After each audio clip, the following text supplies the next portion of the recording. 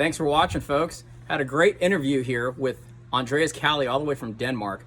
Andreas is a wealth of knowledge, works with some of the best players in all of Denmark, and his development of junior golf is unbelievable. His knowledge of the golf swing is top-notch. So I hope you enjoy watching this video here. Leary with Live on JRL Golf Academy.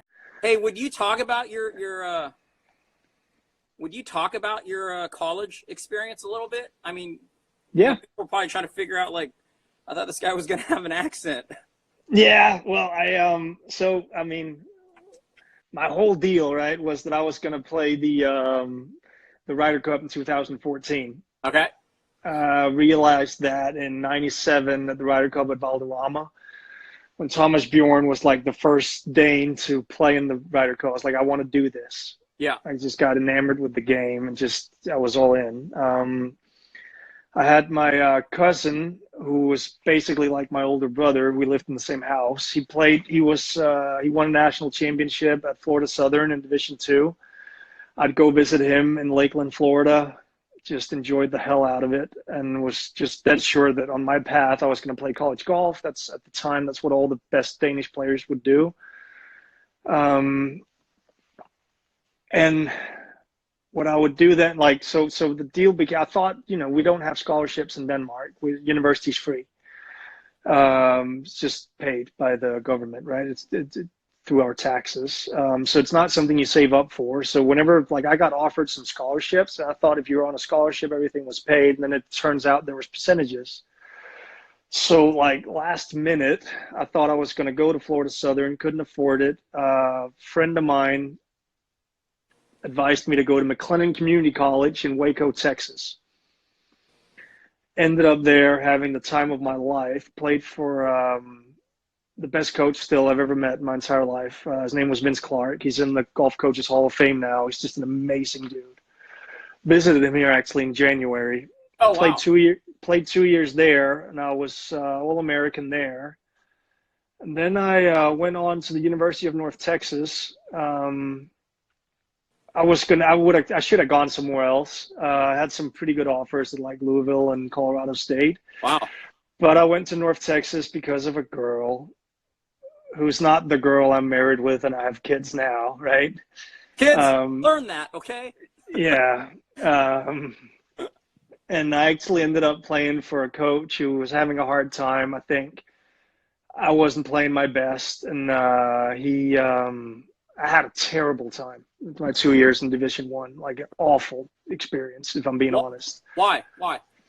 Back on it now. I was doing some, I played really well in junior college, so I got back into the national teams. And yeah, Anthony, I would have never met you if I didn't go to North Texas. So that's at least that I got that going for me. I was going to say is I got into the national teams again. They were going through some stuff with their golf swings, and all of a sudden I needed to change a bunch of stuff. I worked on it. My nice little draw turned into a pretty big slice while I was in college, and I busted my ass and I was slicing the shit out of it. Like I actually was in Long Beach. Didn't even play that bad. I just hit it really short, and I played with a dude named Davy Vanderwalt, who was at least 100 yards ahead of me off the tee at Virginia Country Club. Huh. Also, I played with Gary Woodland too, who was at least 100 yards past me as well. And I was like I'm slicing the shit out of these golf balls. And, so you're hitting them 2.25. I was hitting nowhere, and I shot some decent scores, like low 70s, but I couldn't, like, I was scrambling my ass off, right? I wasn't playing golf. And then because of that, I was playing bad. My coach wasn't really supportive, let's put it that way. So I'd play bad and he would scream at me, and he would like punish me and do shit like that. And I was like, what? I didn't move halfway across the world to play bad golf. And leave my family and friends. I was actually tried to play really well. So I ended up having a pretty hard time there. Got home, changed coaches, and actually a year afterwards, I won my first pro event, which is on the Nordic League, which is like the Danish or European equivalent to the Canadian Tour or Latin American Tour. I played a couple of years, and then I just kind of just started playing worse and worse. And then actually already after 4 years, I was like, I'm done with this. This makes no sense. I'm playing a little bit worse every year, and I'm working more and harder than I ever have. Yeah. So it just became, and by luck, basically, I got an apprenticeship at a club. Old friend asked me if I wanted to become an apprentice. I didn't know what else to do. I was waiting tables, and then I got into golf coaching. Let me ask you this. If you're talking to your younger self, getting into teaching, what would you tell him today? Don't think it's all golf swing. Even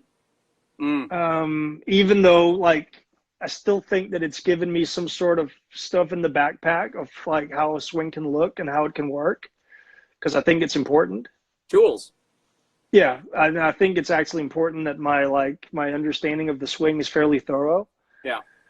And I still think that has something to, like, I still think that's a quality that a good coach needs, so he can problem solve for the player. Besides that, and I'd still tell myself that right now, try to make putting as fun as you possibly can, because I'm having a freaking hard time making it really, really like more fun than beating golf balls or spinning a pitch shot.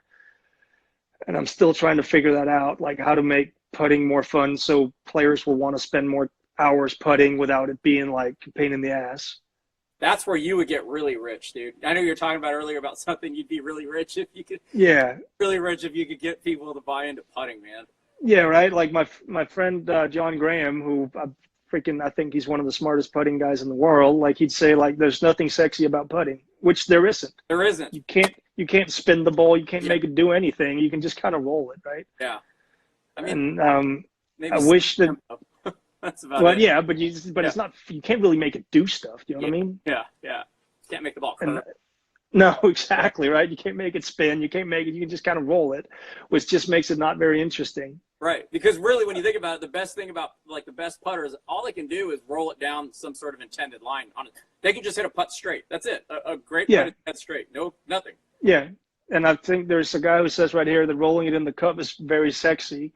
And I agree as a coach that it is. I wish that a lot of the players that I coached agreed with you. Yeah.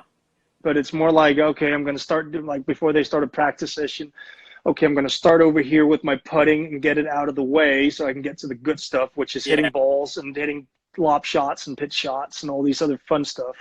Or you save it last just to say, okay, I did it. Yeah, exactly, right? It's just not like, still trying to figure that out. Like, how the hell do we make this more fun? Yeah, that's a good point there. Keith Morgan, here's your shout out. Girls and driver's licenses ruin more junior golfers than anything. There is no doubt. There's no doubt. And I see it with our high school kids, like freaking over and over again, and like trying to keep them focused and practicing and busting their butts is freaking hard when there's all of a sudden, like, there's the legal drinking age in Denmark is 16. Right? No way. Yeah. We have way more fun than you guys.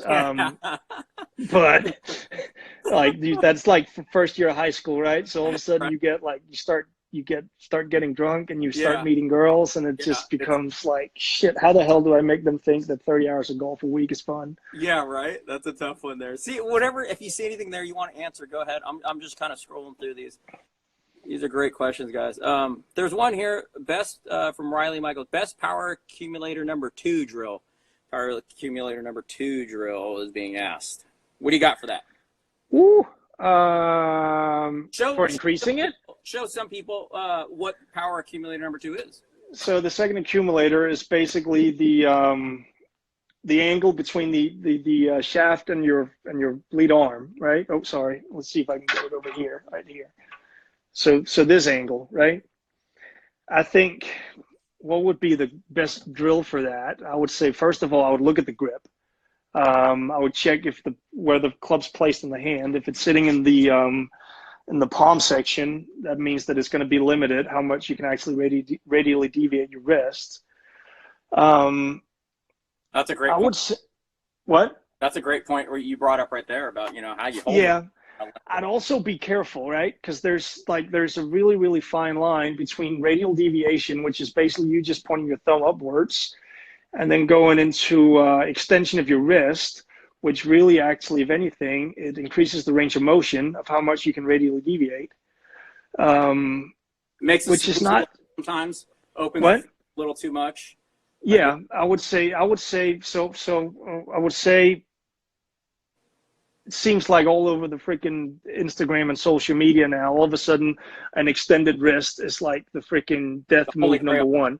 Yeah. But but I don't think that's necessarily so, because I think a lot of players have stronger grips. I think you'll have a guy like Zach Johnson that never flexes. It moves towards flexion, but it never flexes. Okay, so I think if you want more second accumulator, just in general, just lead arm angle, right? The angle between the shaft and the arm. I think you'd want a stronger grip so you can extend your wrist more to get it that way. Yeah. However, I would say I have way more luck. I don't know how many right-handed players that play right-handed golf that have left hand as their dominant hand. I don't have that many. I would say working a lot more, I'm actually extending the trail wrist, which is usually their dominant hand and their throwing hand and all these things. I think that helps out a lot, actually increasing this angle. Because I would be mindful of the camera angle if it's actually recording at a right angle to the stick, to this angle. Yeah. So when actually, hang on. So like a dude like Sergio or Ricky Fowler, because they're not recorded at a right angle. Now all of a sudden this looks like more and this looks like less. Yeah. You know what I mean? So I think there's a lot of it, which is the third accumulator, which would be the forearm rotation, right? The roll power. Roll power. I think this creates a lot of the laggy look or the second accumulator look. So I think there's more to it. Yeah. And I think how that plays like 2 and 3, I think, is or number 3 is more misunderstood about sort of the loading it and the unloading of it let me see if I can get it. Let's go like this, and then maybe you can kind of talk me through this as well. But what we're talking about there, so number 3 about being the roll power, right? This would be the roll power, right? Yep. So it's the pronation and the supination, right? So yeah, and could be some of the external and internal rotation of the shoulders as well. Absolutely. So when somebody starts, like, let's just say going back for number 3 loading, right? Yeah. They load too much too early, right? All they have left is what? To kind of just go. Yeah, it's just unload. That's all you have left. And somebody was asking about a shallowing drill. Well, this is like part of that, right? So yeah, I would say so. If I were to do the complete opposite, and if I were to like unload it, right? Yep. To load it. Yep. That's different. That's Matt Wolf, right? That's Matt Wolf, right? Yeah. So that's something, with number 3 of how that club gets to shallow is a big piece that I like. Yeah, I'd say so. I would say in general, like I don't know. It's like a preference, okay? I'm not saying that everybody needs to do this and it'll probably screw people up just because they're not based on the ball flight. But as a preference, I would say that it's the third accumulator keeps loading till about probably left arm parallel in the downswing or P5. Yeah. So but it loads gradually, right? It doesn't load like all the way from 1 to 2. It doesn't fully, it just keeps loading and loading and loading and loading and loading and loading and loading and loading. So there. That would be about I would say right now it's already unloading. Yeah. Back here, right? Yeah. There. Yeah. I would say a pretty easy way to measure that on a camera would just be when is the sweet spot the furthest away from the ball. Okay. So that from that. Yeah. Yeah, pretty much. That's closer, that's farther. Or put a Yeah. line. Right. Yeah, and I would say it should be probably the furthest away at about P5. Yeah. I'll even do. And then from there, it should move closer. It should move closer, correct. Yeah. So I'll even do like a wall drill like this where.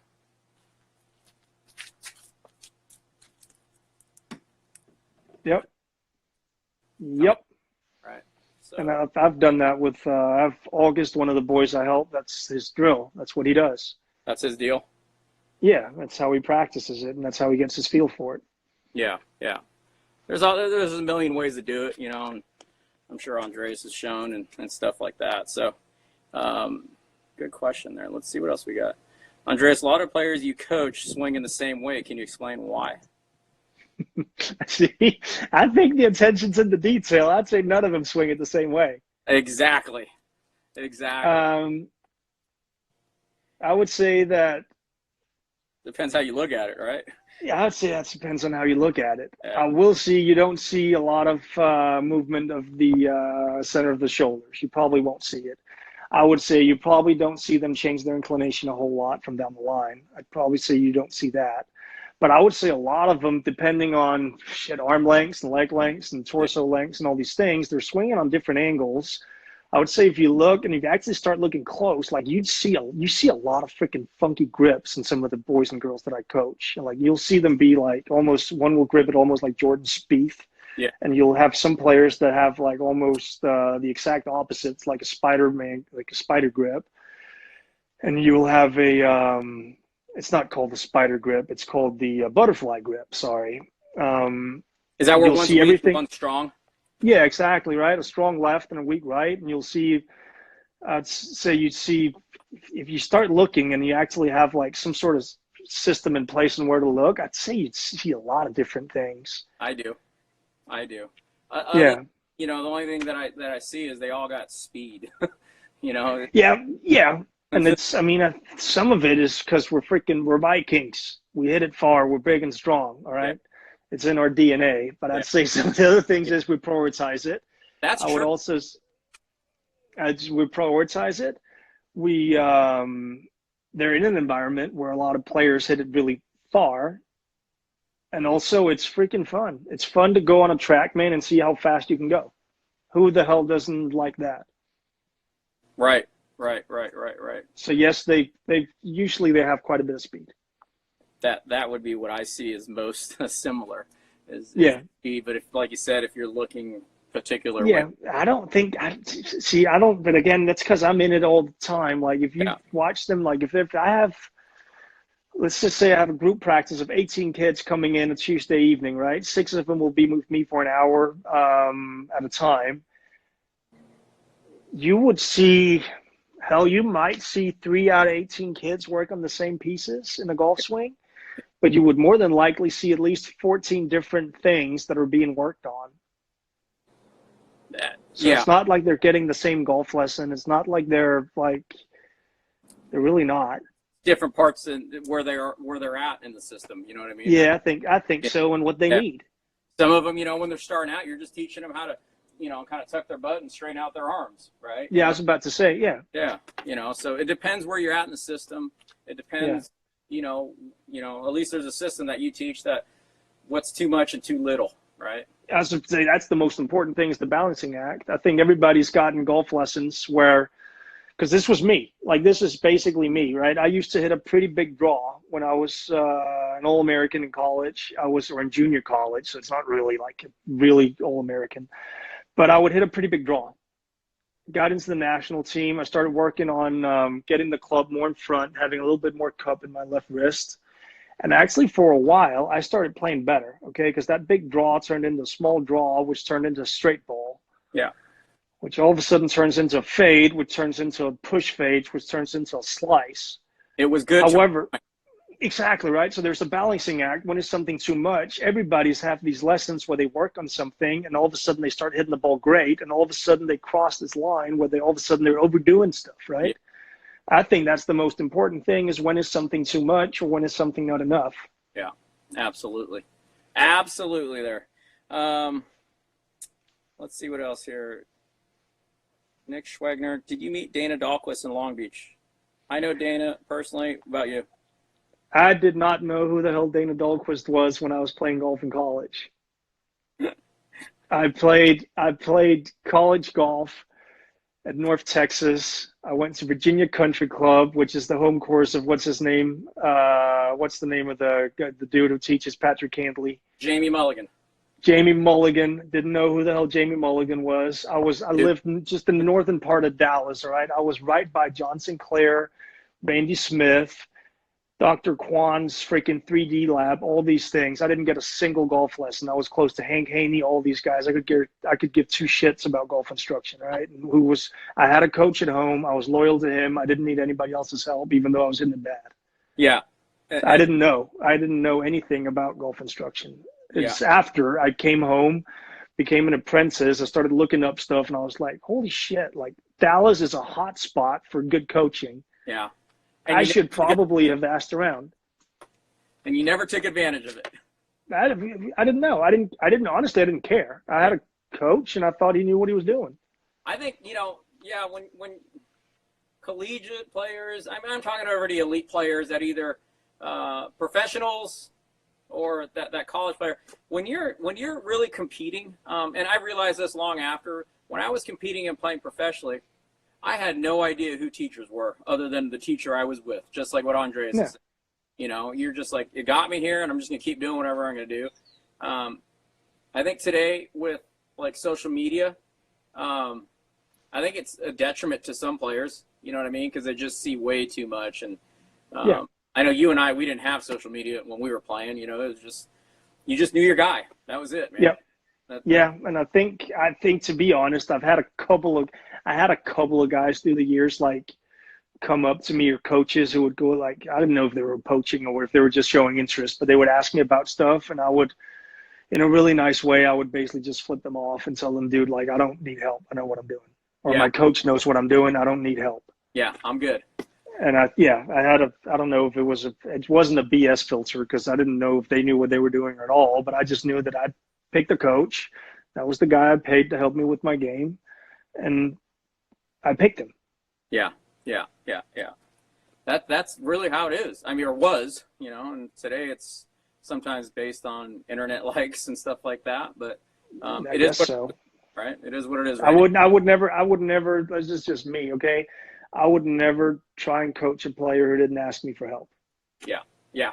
Same here. And I'm not going to ask somebody if they need help. I'll never do that. I don't think that's my part. I don't think it's my place to be. I've even had guys who have, like tour players who've reached out to me on Instagram, and they've asked like, hey, can you help me out? And I know they have a coach. Yeah. And I go like, dude, you need to clear this shit with your coach. I'm not going to just sit here on like, I don't know you. I've never met you. I'm just looking at a video. I'm not going to, because I don't think, honestly, I don't think I'm going to help that player. Yeah. Because you're in a no-win-win situation there. But also at that point, Andreas, I mean, that shows the credibility of, my friend here, Andreas. It's silly when, we do get requests like that from good players. I've been in the same boat. And dude, I don't want it to happen to me, and, just kind of the karma and all that stuff. So I get what you're saying, I'm saying on that. John Ortega, PGA. Do you use any TGM MORAD drills for pivot efficiency? Do some arm stuff, which I think helps. So like extensor action, I think is a really important part that I learned from the golfing machine. I will use, is there many drills in TGM? I think the concepts are there, but then it was our job to figure out like how to make it relatable. Yeah. Okay. Good. Because I was about to say like, I'll use some stuff. I'll use some stuff on the pressure points and stuff. I'm not even sure if those are like actually TGM drills, but like guys that tend to, let's just say, have the club overtake too fast. I'll talk a lot about the trail hand and the pressure points there. So you have the first pressure point, which is basically sitting on, it's the palm of the trail hand sitting on top of the lead hand thumb. I'll talk a lot about that part, and I'll talk a lot about the club pushing back on the third pressure point, or the feeling of doing that. Hey, Andreas, let's do this. How about that? I'll be the dummy. Yep. That's what I do in life. I'm good at it. So, yeah, I've got some markers because I guess I like drawing on myself. But so the blue, let's talk about that. About the top of the. I'm right-handed here, right? Can you see me? Yep. You're good. You see my hand? Yep. So talk about that, about the pressure point there. Yeah, so that would be in the golfing machine, we'll call that the first pressure point, right? Yeah. And what that basically does is it gives you control of your right arm and how much it flexes, right? So you can basically feel like if it's flexing too much on the backswing, you'll actually lose the pressure in that hand. You see that, guys? So it'll go like, how's that look, Andreas? Yeah, get a little further away, like that. There's the part he's talking about losing. You're actually too tall for that camera angle. Oh yes, I found an angle. I found an angle. You hear that, honey? I think she's watching. You're good now. Yeah, like that. You'll actually feel that pressure point release, right? So there's no pressure there. So I would say, So I would say the first pressure point basically helps you manage the flex of the trail arm, which is the first accumulator, right? Which is the bending and the straightening of the right arm.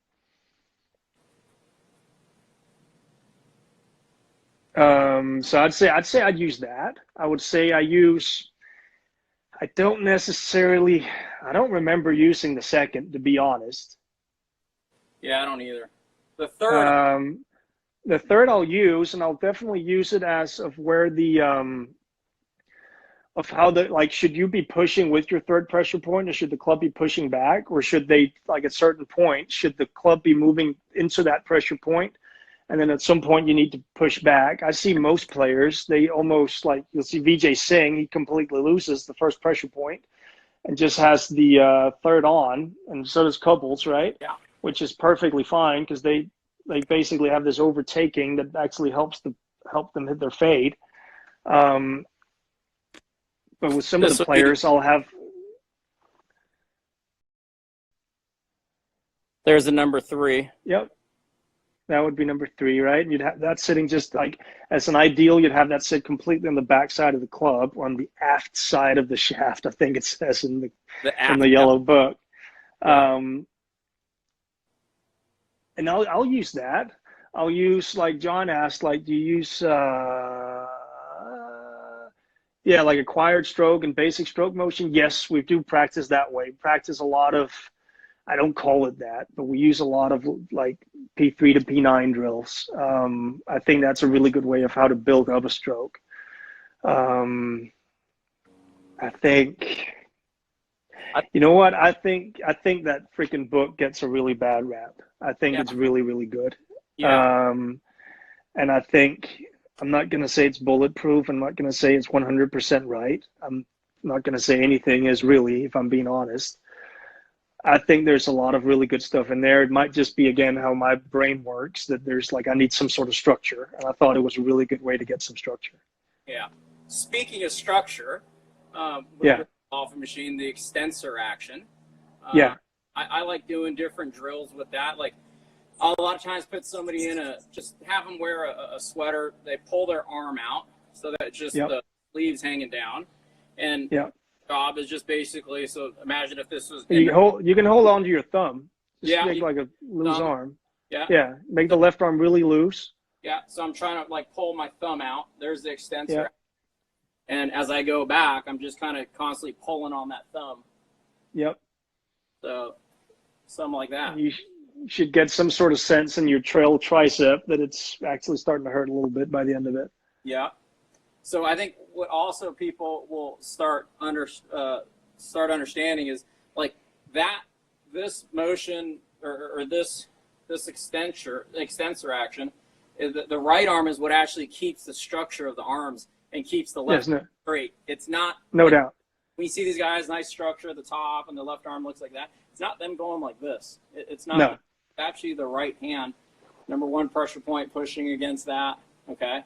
So that's kind of my take on that. Yeah. And I agree. And I think what it was like, I think knowing that concept's important. And then I think the second thing becomes knowing the anatomy behind that concept, right? I don't think you need to tell a student what the anatomy is, but I think you, as a coach, I think it's part of your job to know that part of extensor action is some external rotation of the arm. It's not over flexing the trail arm. It's also some trail scapular retraction. It's all these different pieces that is actually helping you with the structure. Yeah. Yeah. So I think, I think it's important to know. And it was for me. I'm not going to tell everybody that for them to know. It was just important for me. Yeah. I think it's also, like I said, I try when I'm teaching, I'm trying to make it as simple as possible, but with as complex movements as you're talking about, all the participations of different joints. Something for that I like to do as a simple cue. And you probably already know, obviously, Andreas, you probably know this one, but for those that might not know about, in terms of making things as simple as possible and digestible as possible. Like, let's talk about this, Andreas, where like the top of my T-spine is. And then I can't.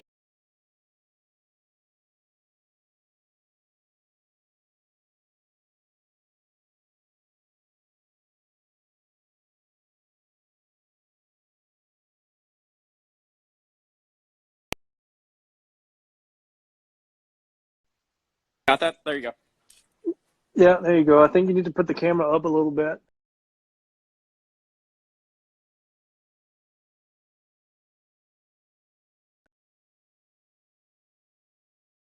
Lacking on the top screen, or if it's my screen too. I think we're good now. Not quite sure. Hang on. Yeah, I don't know. This thing's getting a little glitchy. I don't know if just because it's getting hot or whatever. I don't know. We'll see. Is that any better there? Yeah, it's perfect. Okay, cool. So, when we're talking about the right shoulder ending up at the top of the T-spine. To get the participation of the shoulder, elbow. So that's something for you guys to look at when you're. I think a good study, just for the viewers, right, is just go on YouTube and just look at compare Jason Duffner and I don't know if anybody heard that. It's lacking again. Say that again. I say a good study just for the people viewing is just go on YouTube and compare Jason Duffner and Rory McIlroy.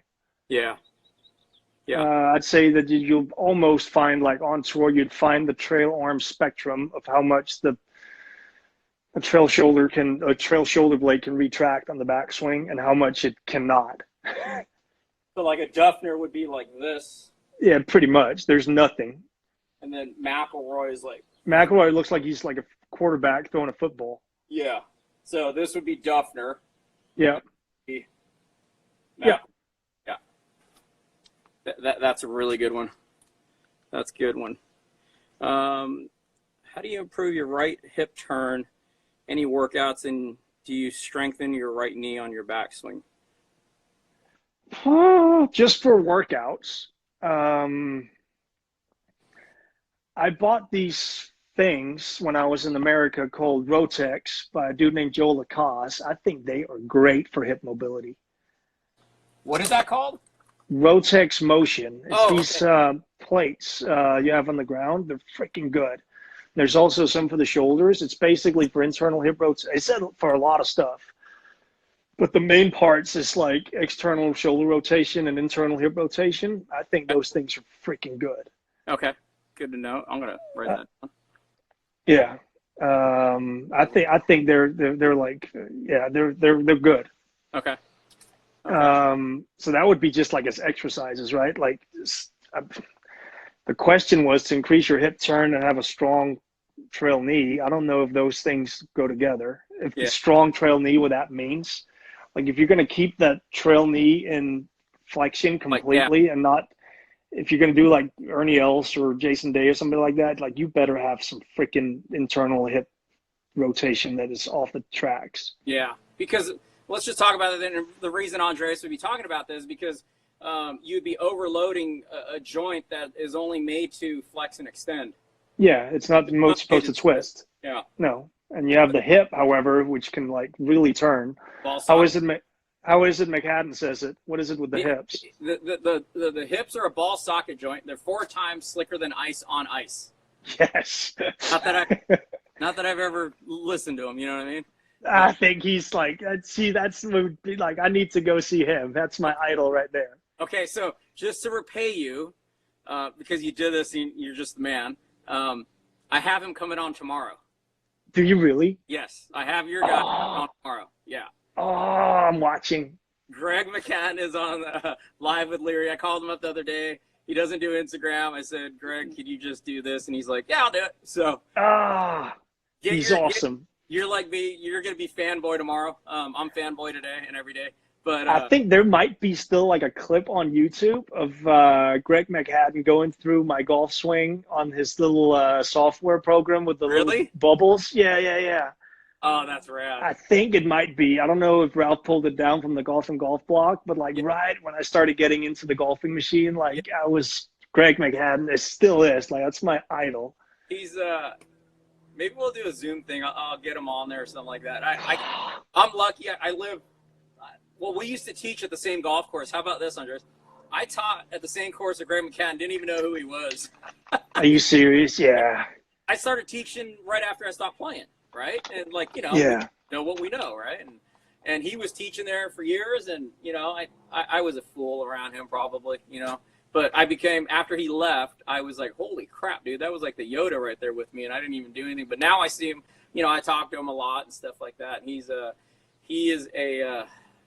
a gem in the teaching world, Yeah, he is. Yeah, he is. I've watched these like DVDs, and I've seen these like. I actually have I have a video somewhere lying around of a hard drive of Greg McHatton teaching Mike Jacobs. Oh, really? Yeah. Wow. I didn't even know this happened. No, it's really old. Wow. That is. I broke out my old Ben Doyle DVD the other day. I enjoy watching them too. Yeah.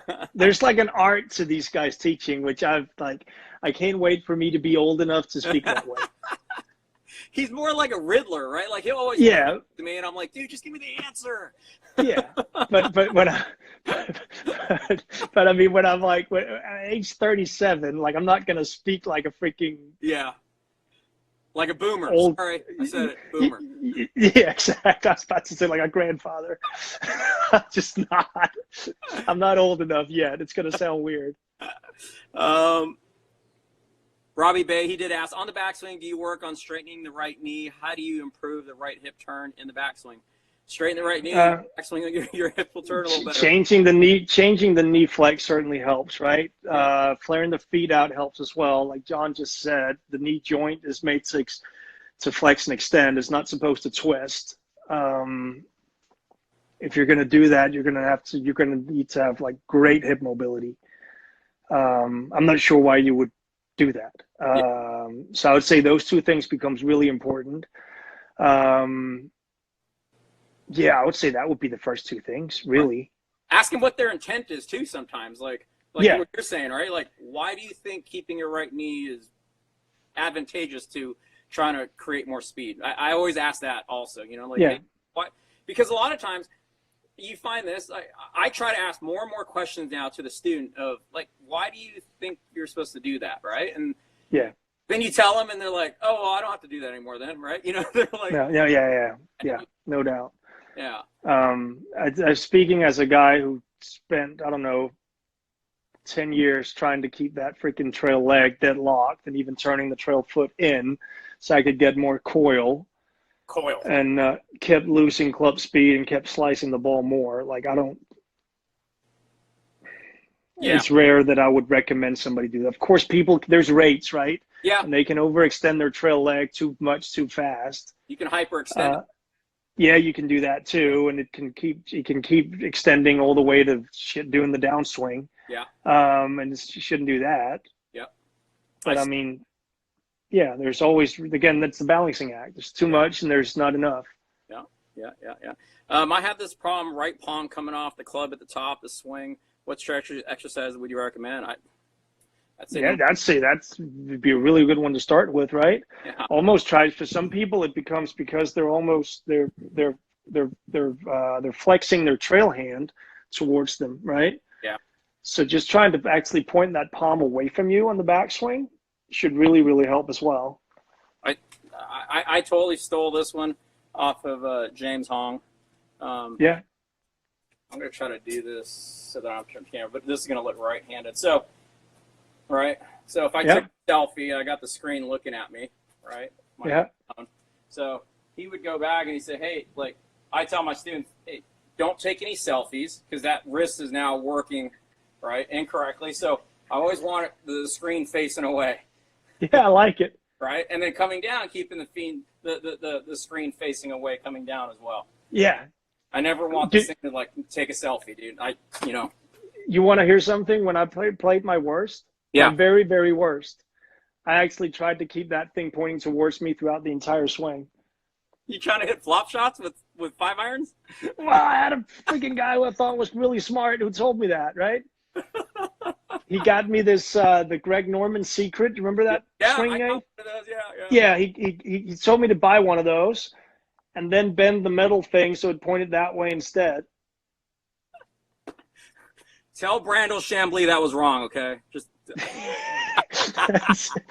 it's pretty, to give lessons in Texas. Yeah, it's freaking it wasn't good. Okay, I think what else? I think setting the wrist early helps people feel that number one pressure point. What's your take on it? Yeah, I see that. Yeah, that's Anthony. This is my old college teammate who's saying that, by the way. Oh, okay. Who have just become an instructor. He played the U.S. Open and the freaking Web.com tour, and I like it. One of the purest ball strikers I know. Basic? What? No, Anthony Broussard. A. Broussard Golf. Oh, A. Broussard there. Okay, I was looking at. Okay, yeah. Yeah. Okay. I would say yes, but it depends on how you do it, right? So again, you need to do it by extending the trail wrist. Then definitely that can help. But again, I'd still want, like, long-term wise, I'd still want rates on that because I still think that, I don't know, when do you think the, let's just say the second accumulator and the first accumulator, how long do you think they load? When do they stop loading, in your opinion? I think they're, some people, they won't load it, so there'll be, a long arcer, like let's say a Nicholas, right? Yeah.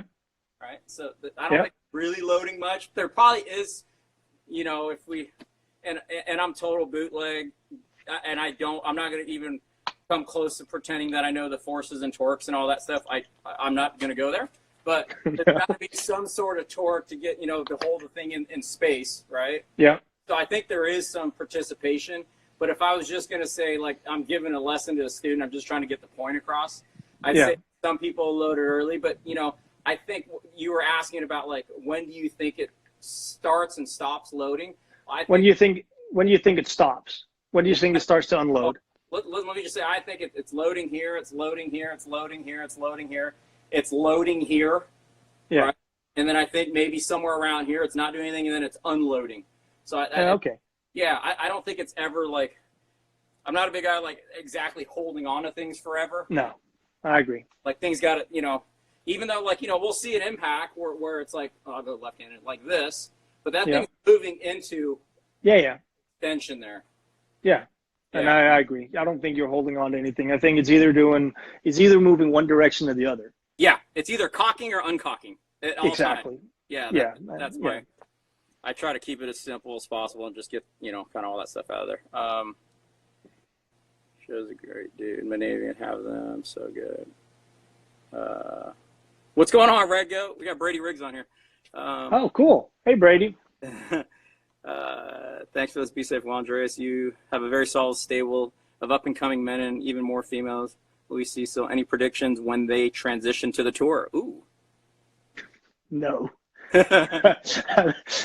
I think I wouldn't, like, I'm not going to speak for my stable or anything, okay? I think what I do think is that Danish golf is going to get really, really interesting within the next 5 to 8 years worldwide. Yeah. I'll put it that way. I think we've had some golden generations of golfers, and some of them I've been lucky enough to help, and I still help. But from year like 98 and 99, born around there. And then, of course, the two twins that are just stupid good. I don't know if you've ever seen the twins. You'll see them. They'll both be top 10 in the world.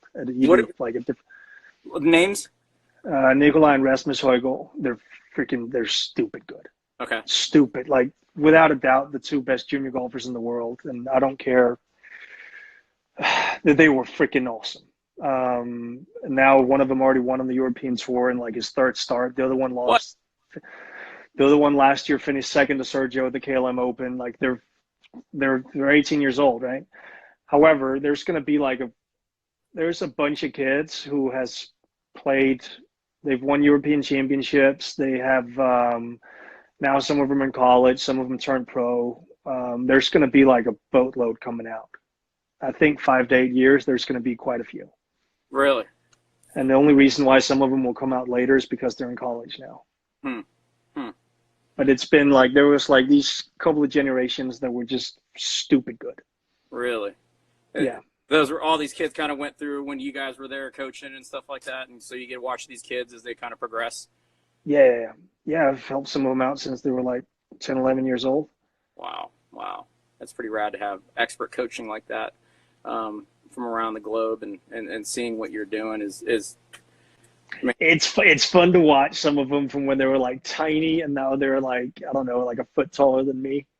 yeah, well, that's easier for me because I remember this one kid that I had that I used to work with, and we used to mess around, and I'd pick him up and shake his change out, and 6'5", and I'm like, I hope you forgot that. Yeah. I hope you forgot that. Oscar Sachs had a question here. How has your teaching coaching changed in the last 5 years in terms of how you look at the prescribed things in the swing? That's a good question.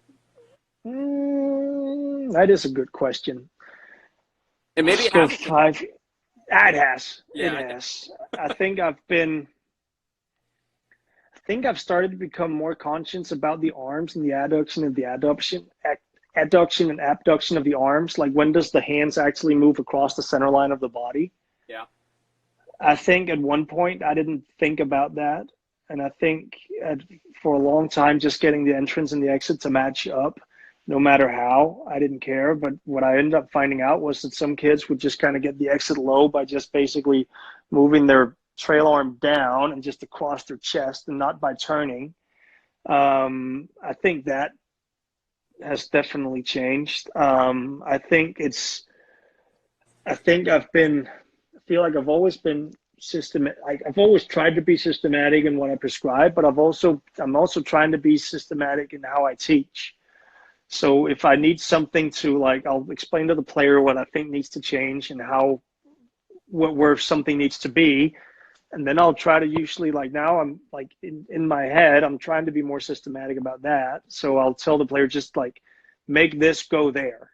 Yeah. That's like just the first thing, just because that would be the easiest way to ever teach it and do it. And if it works, great. Yeah. Usually doesn't.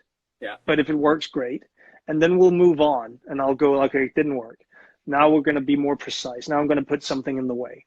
And let's see if he solves that puzzle the right way.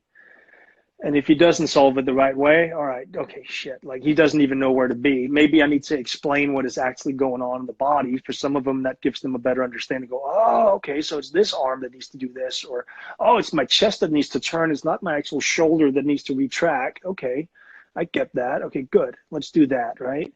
I'll show them pictures. I just kind of like try to add layers until I feel like they get it. But I'm not gonna throw the whole deal at them if they could have gotten it in the first 5 seconds. Oh, this just needs to go there. Oh, why didn't you just tell me that instead of spending 15 minutes on going through all these things, right?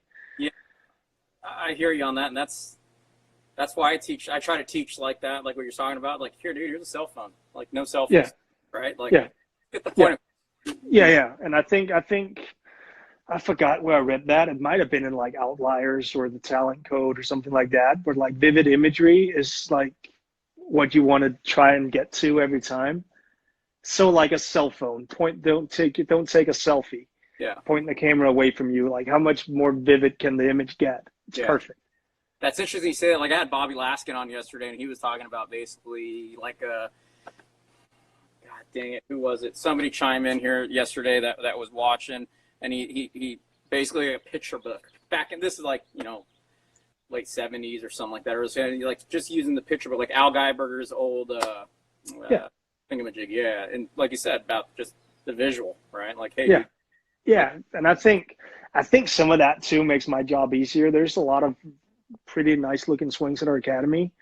I think somebody who steps in will also get affected. Yeah. Like they'll just stand in the middle of like two really good swingers of a club, and they'll like slowly and steadily they'll kind of transform, just like I did, right? I just found the best player at the club and I just copy him. Yeah. Before I took lessons, right? Oh, I'm just gonna try to look like him. I'd see somebody on TV. I had no clue how the hell it looked, but I tried to copy Ernie Els, or hell, for some reason I always liked Jeff Maggart when I was young. I tried to look like Jeff Maggart. I know somebody else, Just a friend of ours. just this golf swing. I know a friend of ours that we have a mutual friend that always just wanted to look like Jeff Maggart, and he talks about it. Are you serious? Yeah. And I just thought it looked. Oh yeah, that's right. Yeah, I just thought it looked like shit, Jeff Maggart. I was like, that looks like it's cutting out. yeah, there we go. Okay, yeah. Let's do this. Let's take two more questions. How about that? What's your view on shallowing the club on the downswing, and how do you figure out the right angle of attack? How do you go about that? I was going through. I don't even know if people got that part. I was talking about the angle of attack. Yeah, I wanted to hear that. I would say it's really club speed dependent. Yeah. Because I think there's a certain point, if you don't swing the club that hard, you cannot hit too far down. It's going to take your launch angle too far down. You're not going to hit the ball high enough. But I was about to say that, so it depends more on the club speed than anything and your launch angle. I do think that for people that swing at it harder, I think they will usually hit more down, because you can't just hit the ball like straight up in the air. I think that's like you lose this sense of control. I think there's a reason why Cameron Champ doesn't hit up, for an example. Yeah. I think he's like borderline right about where like you cannot have more ball speed and still have like control of the ball. So I'd say like with boys that I coach, some of them that swing like a 7-iron like in the hundreds. Yeah. I don't mind them swinging 6, 7, 8, even 9 down. Yeah. And I don't, like, I'd say driver wise, like I have some sort of wiggle room within like +2 and -2. Yeah. I'm not gonna say that if some dude shows up and he's hitting the ball great, like driving it great, and he's hitting 5 up, I'm not gonna say, dude, you're outside my preferences. I'm gonna get you down to +2. Yeah. I'm just saying that it's rare that I see players who hit the ball really hard, who are in control, that hit up 5. It might be McIlroy, and that shit, that might be it. I think that's where people fall in love, or people tend to fall in love with the outliers, right? And I think McIlroy is kind of an outlier. Yeah, and fair enough. And I think that's the coach's job too, is to actually go like, it's working, so let's not change that. But I don't think like, I think speed it's important. Okay. Yeah. Like there's no doubt speed's important. I think it's getting too much attention compared to controlling your golf ball. Yeah. So let's put it this way. Who's the 5 best drivers on the PGA Tour? Is that like strokes gained? Is that Rory, Dustin, Bubba, Cameron Champ, Koepka? Is that, or is there somebody else in there? Let's just go with them. Yeah, let's go with that. And let's just say they gain about a stroke per round. Yeah. Which is huge. There's no doubt that's huge. Yeah. However, let's say they hit 14 drivers per round. And let's say they hit 1 ball OB per round and 13 perfects. They would lose a stroke around all of a sudden driving. They'd be one of the worst drivers on tour. Yeah. Like if they just hit 1 bad one. Yeah. So, yeah. I mean, you could probably argue that those 5 guys probably have the best direction of control out of anybody on the tour. You would have to. Yeah. That's a easily made argument right there. I mean, if you took, let's just say you removed 100 yards from all their tee shots. Yeah. Would they even miss a fairway? Like maybe they'd hit like 95% fairways. Like their dispersion is so freaking tight. Yeah. They're hitting it 300 yards, right? Like they're hitting 300 yards plus probably, and they're not getting strokes. Like they're not getting penalty strokes. Yeah, being able to like you said, be able to control those vectors going at that kind of speed is there's the skill in itself, right? like when you see a dude go like 130, 135 or something like that, club speed wise, and he misses the sweet spot by a dimple or two, like that ball's going freaking off the planet. Yeah. And to your point there, like the 5 guys you named, they're just not hitting it off the map very much, you know? They can't be, or else they wouldn't be gaining strokes driving. And we wouldn't be talking about them. No, exactly. It's like so there's like some place where I think control becomes really, really important. Yeah, absolutely. And I think to that point, you as you were speaking, we are the scientists, the golf scientists, golf science community. They seem to really focus on that distance deal. But man, I've seen a lot of players now. You know, they might pick up that distance, but we're talking about the vectors and all that. They can't control it. No. So now it's kind of meaningless. You know? Completely meaningless. Yeah. I've seen too many guys get basically taught off the tour because of a chart telling them that if they pick up this amount of yards with their driver, then they're going to be gaining this amount of strokes, and then all of a sudden they're going to be better. Yeah. And they're going to start remodeling their swing. I think that becomes, I mean, it seems like guys aren't seeing it as high as they used to anymore, are they? I mean, I know, you know, you ask, or what's his name? Justin Thomas, you know, when he needs to get a ball in the fairway, or you know. Quail Hollow, 18. Tees it down, hits a little low cut. Well, why didn't he tee it high and swing up on it? But, I mean, you'd see guys like freaking, like McElroy doesn't see it that high. Yeah. Yeah. It's not like, you remember when the old, like when the ERC2 driver came out and all these things and the new golf balls, and now it's all about the high launch, low spin. Yeah. Like you would get these extra large tees that were sitting up like this, trying to hit more up so you can get more height and hit it high on the face and all this shit, right? And I agree, like you would catch 1 or 2 out of 10 that went 10, 15 yards further. Yeah. You'd also hit 2 that were off the planet. That's not worth the 10 or 15 yards.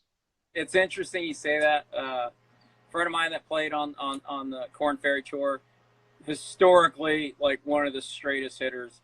I'll name him Steve Holmes, right? Yeah. I remember when he went and did some of the TrackMan stuff, and we went and played Rustic Canyon. He goes, on the first tee, pretty wide open hole. Now, keep in mind, he's like literally one of the straightest hitters I've ever played with, right? And he goes, yeah, man, they were saying some stuff about moving the ball up and hitting up on it and this and that. I saw him hit 2 balls OB on one of the widest courses. Yeah.